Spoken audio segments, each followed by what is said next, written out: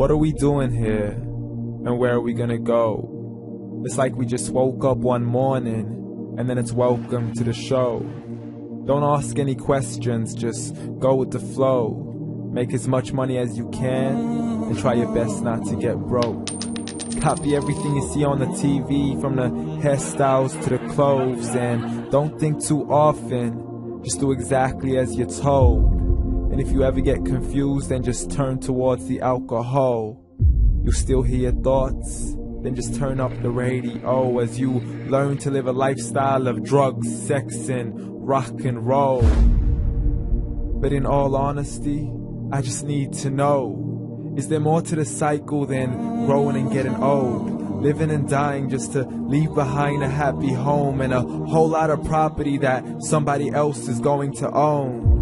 I just really need to know before the casket's closed, 'cause I'm not willing to gamble with my soul, nor am I ready to take any chances. These are just simple life questions, and I'm just searching for some answers. Like, what are we doing here? And what is our purpose? How did we get here, and who made us so perfect? And what happens once we go, or is this world all really worth it? Questions we don't answer because apparently we don't really have to. There's no purpose to this life and our existence is merely natural. Then in that case, please let me ask you, did you create yourself, or was it somebody else who had fashioned you? 'Cause you're a being that's impeccable, faultless and unparalleled. You're a product of supreme intelligence, and I'm merely being rational. For there isn't a camera on this earth that can come close to the human eye, nor a computer that can compete alongside the human mind. And if the whole world was to come together, we wouldn't be able to create a single fly. So many signs, yet we still deny. As science tries to justify that all this could come from none, when it's a simple sum. 0 plus 0 plus 0 cannot possibly ever give you 1. So from where did all this order come? For everything has its origins, a maker, a creator of its own. I mean, the only reason you're watching this video is because somebody had to press upload. So we can believe in the Big Bang, but I'd rather believe in He who caused it to explode. Allah, the creator of everything, along with every single soul. The ever-living, the master, the only one who is in control. Unlike his creation, beyond our imagination. And no, he's not a man, nor does he have any partners in association. He's on his own. And no, he did not ever leave us alone. Just like every manufacturer, he left us with an instruction manual. The Quran and Islam, and I'm sorry to jump to conclusions, but it's the only one possible. The only definition of God is the one and only supreme being. It's logical, a book with 0 contradictions, with miracles that are both scientific and historical, all revealed over 1400 years ago.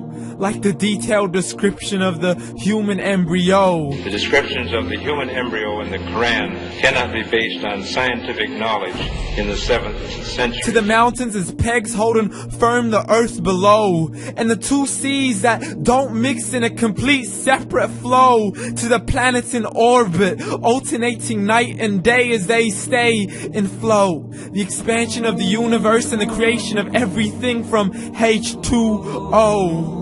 To the stories of the past and the preservation of Pharaoh. To identifying the lowest point in the land where Persia defeated Rome. The gushing fluid that created man in the glands between the ribs and the backbone. And not a word has changed, it's still the same. So please explain how all this was known over 1400 years ago. To a man who couldn't read or write as he would recite whatever the angels spoke. And if you still don't believe, please try to come up with something that's even close. But you can't, so we took God as a mockery and his messengers as a joke. Muhammad could not read or write. How somebody who can't read or write gonna start a religion? Dismiss the scriptures as legends and tales of the ancient folk as we live life according to our whims, desires, and hopes. saying this life is the only home we will ever know. We will live then die, then simply turn to bones. YOLO! Correction, after the grass dies, the rain arrives and it regrows, and Allah promises to do the same thing to your very soul and bring you back from your very fingertips to your toes, as the all-seeing supreme being watches us so close, and we are surely being tested in our wealth, our health, and our self, and everything that we've been blessed with. So believe, for we will surely be resurrected and be brought back to our Lord and account for every single deed, as He hands us our books and orders us to read. From the bad to the good and everything in between. You yourself are sufficient for your own accountability, so don't be mad at me. You are the one who thought He wouldn't come back to me. I gave you a whole life long to search after me, but you were busy in all that which was temporary. So read, and glad tidings to all those who believed. And if you disbelieve, read. And don't let that day be the first day you find out what your life really means. Read.